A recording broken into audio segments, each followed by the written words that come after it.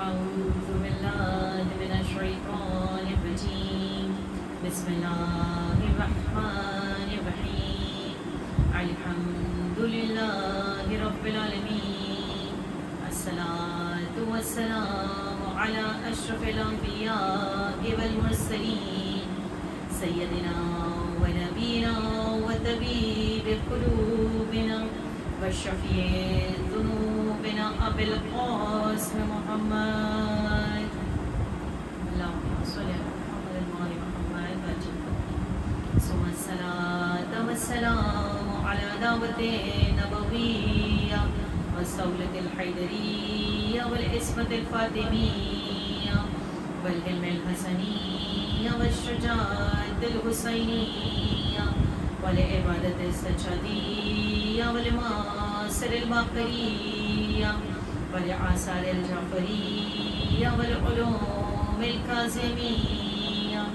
والحجاج الرضوية والجود التقوية والنعاوة النقوية والهيبة العسكرية والغيبة الإلهية القائم بأمر الله صلوات اللهم صل على محمد وآل محمد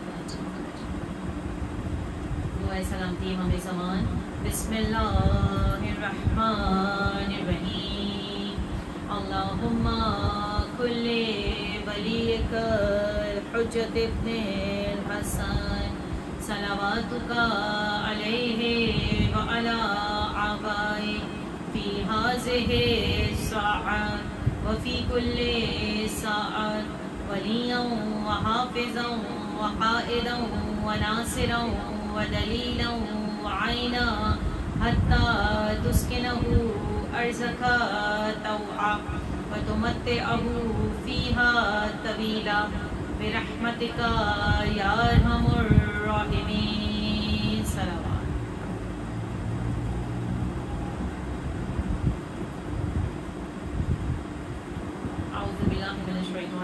بسم اللہ الرحمن الرحیم تمام تعریفیں تمام حمد و ثنا اسی خدائے بزرگ و برتر کے لیے جو عرش و فرش کا خلق کرنے والا وہ پروردگار جو لائق عبادت ہے وہ خالق کون و مکان جو لائق حمد و ثنا ہے جس نے ہمارے لیے زمین کا فرش بچھایا اور آسمان کا شامیانہ بنا اس پروردگار کی ہم جتنی بھی عبادت کریں کم ہے جتنی بھی تعریف کریں کم ہے کہ کائنات کا ذرہ ذرہ اس خالق دو جہاں کے سامنے سربا سجود نظر آتا ہے کائنات کا ذرہ ذرہ اس ذات واجب کی تسبیح سورہ جمعہ کی آیت کے اعلان ہے سورہ جمعہ میں پروردگار کہہ رہا ہے کائنات کا ذرہ ذرہ خدا کی تسبیح کر رہا تو یقیناً میں اور آپ اس کی حمد و تعریف بیان کر ہی نہیں سکتے اس کی نعمتوں کا شکر ادا کر ہی نہیں سکتے ہر فرش عزا پر میرا یہ جملہ ہوتا ہے کہ خدا کی نعمتوں میں جو نعمت اکبر ہے جو نعمت عظمیٰ ہے وہ دامن آل محمد سے وابستہ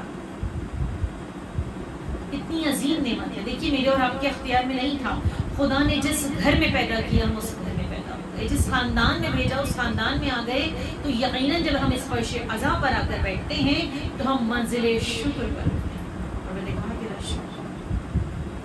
کہ تو نے اہل بیت اطہار کا چاہنے والا بنایا اس گھر میں پیدا کیا جو ان کے درد سے وابستہ کہ جن کے صدقے میں ہماری مشکلات دور ہوتی ہیں جن کے صدقے میں ہماری پریشانیاں دور ہوتی ہیں ہمارے مسائل حل ہوتے ہیں احسان ہے پروردگار عالم کا کہ اس نے ہمیں دامن آل محمد سے وابستہ کر دیا اور دیکھیے جس طرح سے پروردگار عالم نے محمد اور آل محمد کی ذات کو پہچانوایا ہے کوئی اور پہچانوا ہی نہیں سکتا ان کے فضائل و کمالات بیان ہیں اپنے بہترین کلام اور جس طرح سے محمد و آل محمد نے خدا کی ذات کو پہچانوایا خدا کی حمد و ثنا بیان کی ہے کوئی اور بیان کر ہی نہیں سکتا تو یقیناً ہم جتنا بھی شکر ادا کریں گا پروردگار روزانہ جس آیت کی تلاوت کر رہی ہوں سورہ بقرہ آیت نمبر 45 ارشاد رب العزت ہے وَاسْتَعِینُوا بِالصَّبْرِ وَالصَّلَاةِ کہ خدا کہہ رہے ہیں مدد مانگو صبر اور صلاۃ کے ذریعے. صبر سے مراد روزہ ہے اور صلاۃ نماز. نماز اور روزے کے ذریعے سے خدا سے مدد طلب. تو یقیناً جب ہم واجب نماز پڑھتے ہیں خدا کی بارگاہ میں دست دعا بلند کر کے اس کی بارگاہ میں حاجتیں طلب کرتے ہیں. لیکن میں بار بار اپنی ہر مجلس میں کہتی ہوں نا احسان محمد والے محمد کا، جنہوں نے زندگیوں کو گزارنے کا طریقہ اور سلیقہ سے بتایا. آئمہ معصومین عملی نمونہ مظہر کبریاء. تو اسی طرح سے خدا کہہ رہا ہے نماز سے مدد مانگو، مدد طلب. تو کیسے پتہ چلے گا کہ کون سی نماز ہے؟ تو پھر در اہل بیت پر آئیں گے. صادق علیہ محمد میرے اور آپ کے چھٹے امام امام جعفر صادق علیہ السلام ارشاد فرماتے ہیں کہ اگر کوئی شخص کسی مشکل میں، کسی پریشانی میں مبتلا، کوئی ایسی حاجت جو اس کی پوری نہ ہو رہی، پروردگار اس فرش عزا کے ساتھ ہمیں سب کی حاجتوں کو پورا کرے، چاہنے والوں کو کوئی غم نہ دے سوائے غم حسین کے. تو امام صادق کہتے ہیں اسے چاہیے کہ زوال سے پہلے، جو زوال کا وقت ہوتا ہے نا تقریباً 12 بجے کا وقت، جو زوال کے وقت سے پہلے باوضو ہو کر 2 رکعت نماز حاجت ادا کرے، اور اس طرح سے ادا کرے کہ پہلی رکعت میں تھوڑا سا غور سے، بہت آسان نماز ہے لیکن تھوڑی سی ترتیب سن لیجئے گا کہ پہلی رکعت میں سورہ الحمد کے بعد سورہ اخلاص یعنی کہ قل هو اللہ احد 1 مرتبہ پڑھیے، اور اس کے بعد سورہ فتح کی ابتدائی 3 آیتیں، ابتدائی یعنی کہ شروع کی 1 2 3، سورہ فتح کی ابتدائی 3 آیتیں. پہلی رکعت ہو گئی. ظاہر یاد نہیں ہے تو مستحب نمازوں میں ہم دیکھ کے پڑھ سکتے ہیں. اور دوسری رکعت میں سورہ الحمد کے بعد سورہ اخلاص یعنی کہ قل هو اللہ پڑھیے، اور اس کے بعد سورہ علم نشرح 1 مرتبہ. مختصر ترین نماز ہے. کہا زوال کے وقت سے پہلے اس نماز کو ادا کیجئے. تسبیح زہرا پڑھنے کے بعد، شکر کا سجدہ کرنے کے بعد، یا تو سجدے کی ہی حالت میں دعا مانگیے، لیکن امام صادق کہتے ہیں اس انداز سے دعا مانگو کہ تمہاری آنکھیں آنسوں سے تر ہو جائیں. جب آنکھوں میں اشک آ جاتے ہیں، خدا جو ہماری شہرت سے بھی زیادہ قریب ہے، یقیناً ہماری دعا مستجاب ہے. اور انہی ہستیوں کا واسطہ دے کر دعا مانگی جائے کہ خدا نے جن کے صدقے میں یہ عرش و فرش بنایا، کہ جن کے صدقے میں یہ کائنات بنائی، وہ پروردگار جو کریم ہے، ہم پر کرم کرنے والا ہے، ہم پر رحم کرنے والا ہے. یقیناً اہل بیت اطہار کے صدقے میں ہماری مشکلات دور ہوتی ہیں، ہماری پریشانیاں دور ہوتی ہیں. اور اسی طرح سے شاید میں پہلے بھی بیان کر چکی ہوں کہ امام صادق، کیونکہ آپ لوگ فرش عزا پر موجود ہیں، پروردگار اس فرش عزا کو بچھانے والوں کو سلامت رکھے، آباد رکھے، اس فرش عزا پر آنے والوں کو آباد رکھے. خدا کوئی غم نہ دے سوائے غم حسین کی. آج محرم کی 4 تاریخ ہو گئی ہے.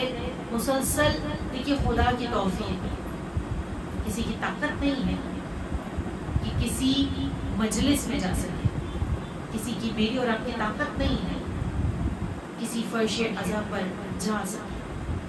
یہ ان کی توفیق ہے. اگر وہ چاہتے ہیں تو ہم جاتے ہیں. تو اگر خدا ہمیں توفیق دے، عزاداروں کے نام شامل ہوتے ہیں کہ کون کون آ کر اس فرش عزا پر بیٹھے گا اور کون پڑھ سکتا ہے. میرے اور آپ کے ہاتھ میں نہیں ہے.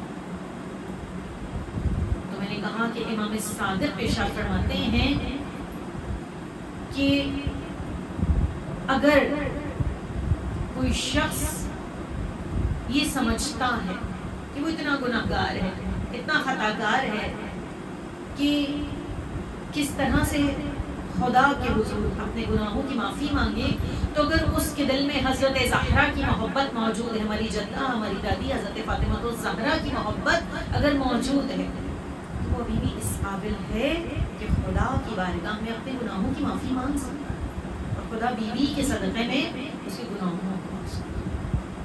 خدا ہماری جدہ کے صدقے میں اس کی حاجتوں کو پورا کرے. چونکہ آج محرم کی 4 تاریخ ہے تو آج اسی فاطمہ زہرا کی بیٹی کہ جس کا نام زینب کبریٰ جو باپ کی زینت ہے. دراصل زینب اپنے پدر بزرگوار کی زینت ہے کہ آج بیوی کے ہر عزا خانے میں ہر فرش عزا پر جناب زینب کے بچوں کا تذکرہ. اور جب آپ کے بچوں کا تذکرہ ہوتا ہے تو یقیناً شہزادی زینب کا تذکرہ بھی ہوتا ہے. آج یہ جو پوری دنیا میں فرش عزا بچھا ہوا ہے علی کی اس بیٹی کا احسان کہ جس کا نام زینب کبریٰ. آج کربلا موجود ہے تو سید سجاد اور زینب کبریٰ کے ساتھ. آج کربلا موجود ہے تو اس بی بی کی وجہ سے موجود کہ جس نے لہجہ علی میں وہ خطبات دیے ہیں. کربلا کو زندہ، کربلا کو زندہ.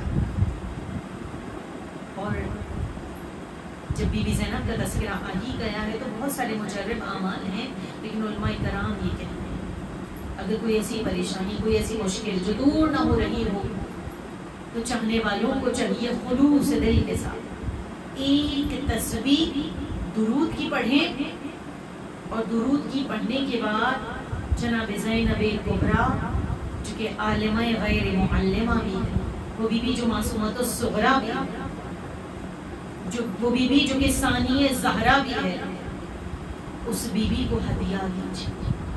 اور بارگاہ رب العزت میں حضرت زہرا کی لاڈلی بیٹی کا واسطہ دے کر دعا مانگیے. ممکن نہیں کہ بارگاہ رب العزت میں دعا مستجاب. اکثر لوگ سنتے ہیں کہ بھائی یہ کیسے ممکن ہے کہ ہماری اتنی بڑی مشکل، اتنی بڑی پریشانی زیارت عاشورہ پڑھ لیں تو دور ہو جائے، درود کی تسبیح پڑھ لیں تو دور ہو جائے، زیارت وارثہ پڑھ لیں تو دور ہو جائے. میں کہتی ہوں کہ ہم گناہگار ہیں، ہم خطاکار ہیں، ہم اپنی نگاہوں سے دیکھتے ہیں. جس ہستی کے لیے پڑھا جا رہا ہے، جس ہستی کو ہدیہ کیا جا رہا ہے، خدا کی بارگاہ میں اس ہستی کی منزلت کیا ہے، خدا کی بارگاہ میں اس ہستی کا مقام کیا ہے، خدا کی بارگاہ میں اس ہستی کا مرتبہ کیا ہے، ہم یہ نہیں دیکھتے کہ خدا کی بارگاہ میں ان ہستیوں کا کتنا بلند مقام ہے. خدا ان ہستیوں کے صدقے میں عرش و فرش کی دولتیں اور نعمتیں عطا نہ کر دے تو بیوی کے صدقے، بیوی کا واسطہ دے کر دعا مانگیے گا. ایک درود کی تسبیح. اور آج محرم کی 4 تاریخ ہے نا، ہر جگہ بیوی کا تذکرہ ہے، بیوی کے شہزادی کے بچوں کا تذکرہ ہے نا. کوئی معمولی بیوی نہیں ہے، یہ وہ شہزادی ہے کہ اس آغوش میں پلی ہیں جناب زینب اور جناب ام کلثوم کہ جس آغوش سے پل کر جو نکلا امام بن کر. وہ کہ امام نہ تھی مگر شریک امام، شریکۃ الحسین سے، علی کی زیب و زین سے، فاطمہ زہرا کے دل کا چین سے. زینب میں رسالت کا اقبال بھی موجود تھا، علی کا جلال بھی موجود تھا، فاطمہ کا جمال بھی موجود تھا، حسن کا کمال بھی موجود تھا، اور حسین کا خیال بھی موجود تھا. کہ جب بولتی تھی نا تو آپ کے لہجے سے ہی جلال حیدری کے، جلالت حیدری کے آثار آشکار ہوتے تھے. علی کا لہجہ، زینب کا لہجہ، علی کا لہجہ.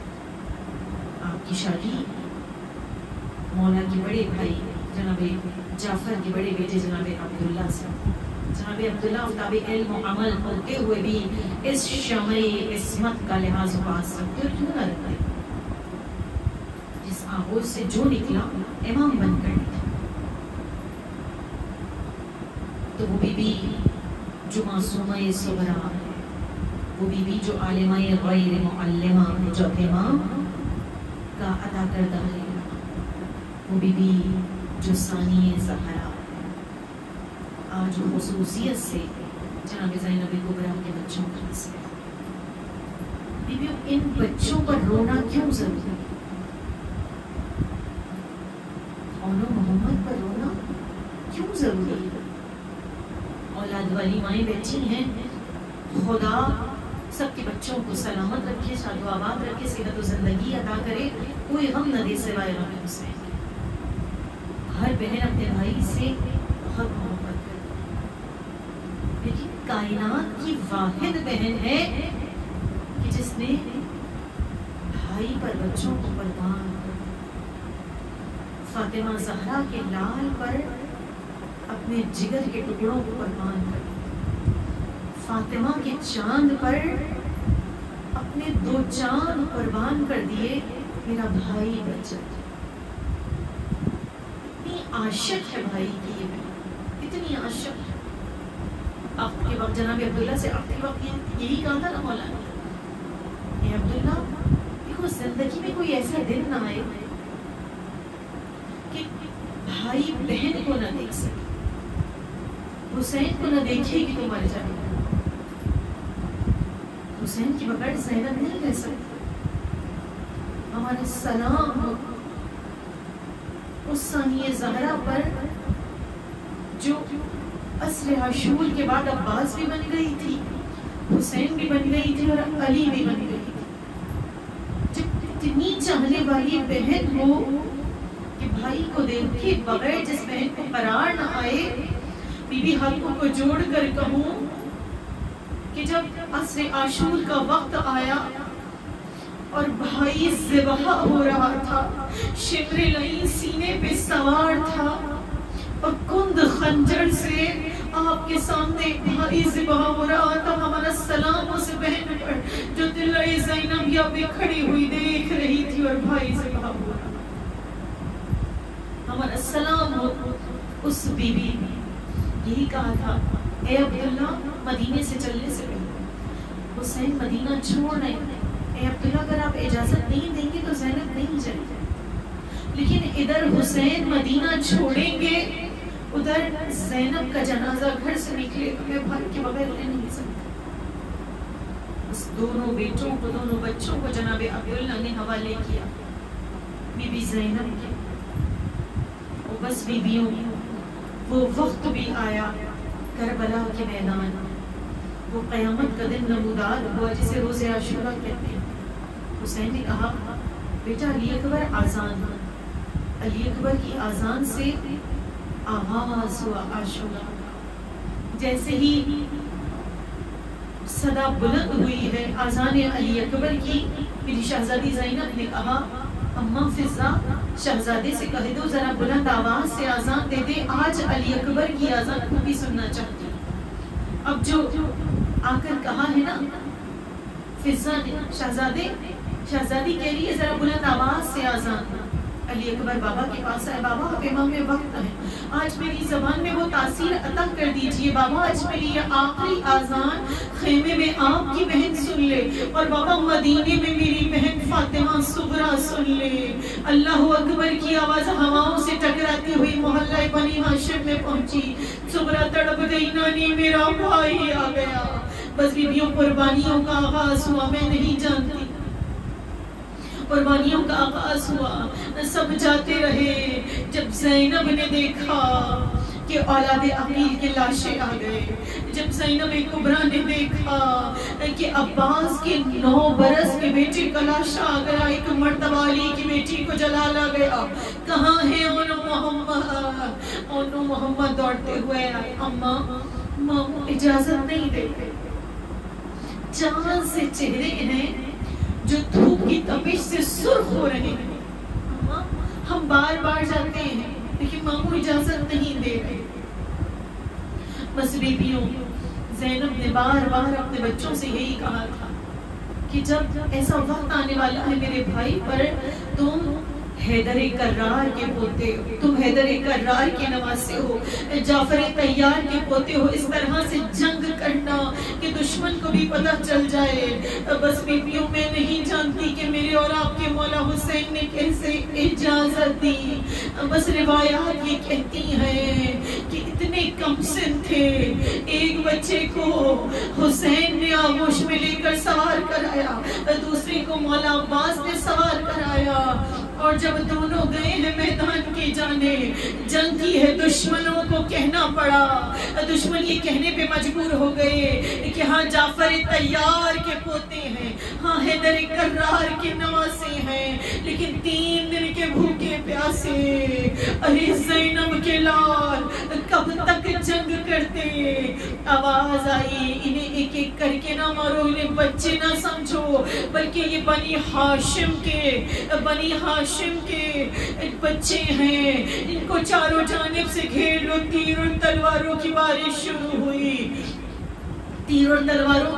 شروع ہوئی، بس بیبیوں روایات ہی کہتی ہیں، ارے جب دونوں بچے گھوڑے سے زمین پر گرے ہیں، حسین بھی دوڑے، عباس بھی دوڑے، ایک بچے میں جان باقی تھی، کہا ماموں اماں سے کہیے گا، ان آپ کے سر کی قسم کھا کر کہتے ہیں ہم نے سکینہ اور علی اصغر کے بغیر پانی نہیں پیا۔ ارے دونوں کے لاشیں حسین اور عباس لے کر آئے، ہمارا سلام اس بیوی پر۔ میں نے کہا نا ان بچوں کو رونا کیوں ضروری ہے؟ اولاد والی مائیں بیٹھی ہوئی، اپنے کلیجے پہ ہاتھ رکھ کے جملے سنیے گا، یہ کائنات کی وہ واحد ماں ہے جو اپنے بچوں کو نہیں روئی ہے۔ جب دونوں بچوں کے لاشیں آئے، تڑپ تڑپ کر یہی کہتی رہی، سب سے پہلے تو شکر کا سجدہ کیا، ارے تمہیں نہیں روں گی، بھائی پر سے صدقہ اتار دیا ہے۔ جب 11 محرم کو یہ لٹا ہوا قافلہ قیدی بنا کر لے جایا جا رہا تھا اور گنج شہیدہ سے گزارا گیا ہے نا، حمید ابن مسلم کہتا ہے میں نے 2 بچوں کے لاشیں ایسے دیکھے جن پہ رونے والا کوئی نہ تھا۔ میں نے سید سجاد سے پوچھا کیا ان بچوں کی ماں پر گئی ہے؟ کہا نہیں، میری زینب، میری پھوپھی زینب کے بچے ہیں، میری پھوپھی بھائی کا ماتم کر رہی ہے، بچوں پر گریہ نہیں کر رہی۔ اس کے بعد بیویوں روایت کہتی ہے زینب نہیں روئی، یہاں تک کہ شام کے زندان میں قید ہو گئے۔ جب قید سے رہائی ملی ہے، دمشق میں مکان خالی ہوا، پہلی فرش عزائے حسین ابن علی بج گئی، بہن اب تک ماں جائے کو روئی نہ تھی، یہی تمنا تھی، ارے دل بھر کے ماتم نہ کیا، اپنے بھائی کو روئی نہیں، کوئی ایسا مکان خالی کرا دے۔ پہلی فرش عزائے حسین ابن علی بج گئی، سرحائے شہداء آنا شروع ہو گئے، ارے بیویوں نے بڑھ بڑھ کر اپنے لاڈلوں کے لاشیں، اپنے لاڈلوں کے سر لے لیے، ارے 2 سر ایسے تھے جنہیں لینے والا کوئی نہ تھا۔ اونو محمد کے سر تھے، جناب زینب نے بڑھ کر حسین کا سر آغوش میں لے لیا۔ بس بیویوں جب یہ لوٹا ہوا قافلہ واپس مدینے پہنچا ہے اور کچھ دن گزرنے کے بعد مولا سید سجاد نے کہا پھوپھی اماں جناب عبداللہ آئے تھے، گھر ویران ہے، گھر میں سناٹا ہے، جناب عبداللہ کہہ رہے گھر آ جائیے۔ اب تک جناب عبداللہ اور شہزادی زینب کی ملاقات نہیں ہوئی تھی۔ جب بی بی زینب واپس آئی ہے نا، گھر میں آئی ہیں، بی بی کے سر کے بال چکے سفید ہو چکے تھے۔ بی بی جب گھر آئی ہے نا، میں نے کہا اب تک یہ ماں اپنے بچوں کو روئی نہیں تھی، جب واپس آئی ہے گھر میں کوئی موجود نہیں تھا۔ بیویوں پہلی مرتبہ جب گھر میں داخل ہوئی، چاروں جانب دیکھا سناٹا نظر آیا، ماں اونو محمد کے حجرے میں آئی، اونو محمد کے خالی مسلے نظر آئے، اونو محمد کے کرتے نظر آئے۔ اب ماں کا دل تڑپ گیا، مسلے اٹھائے سینے سے لگائے، پہلی مرتبہ اس طرح سے ماں تڑپ کر روئی ہے۔ اے اونو محمد، زینب اجڑ گئی، اب کوئی ماں کہنے والا نہ رہا۔ شہزادی ہاتھوں کو جوڑ کر کہوں آپ تو اپنے بچوں کو نہیں روئی، بی بی آپ نے اونو محمد کا ماتم نہیں کیا، آپ نے اپنے بھائی پر بچوں کو قربان کر دیا۔ اے بی بی کنیزیں آئی ہیں آپ کو آپ کے بچوں کا پرسہ دینے، بی بی اونو محمد کا پرسہ دینے کے لیے ہم جمع ہوئے ہیں۔ اس شہزادی اس قلیل سے پرسے کو، ہم سب کی اس قلیل سے عبادت کو اپنی بارگاہ میں قبول فرمائے۔ اللہ لعنت اللہ للقوم الظالمین۔